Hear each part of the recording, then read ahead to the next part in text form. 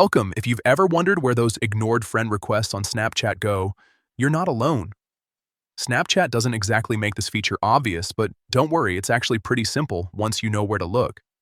In this quick guide, I'll walk you through exactly how to find the friend requests you've ignored, step by step. First, go ahead and open Snapchat on your phone. Make sure you're logged into your account so you can access your profile and settings without any interruptions. Once you're on the main screen, look up to the top left corner. You'll see your Bitmoji or profile icon there. Tap on it. This will take you to your profile page where you can manage your account and see all your activity. Next, look for the Add Friends option. Tap on that. This section is where Snapchat shows the people you can add as well as any incoming requests. Now here's the part most people miss. In the top corner of the Add Friends screen, you'll see 3 small dots. Tap on those dots to open a hidden menu. From that menu, tap on Friend Requests I've Ignored. And just like that, Snapchat will show you a list of all the requests you previously dismissed.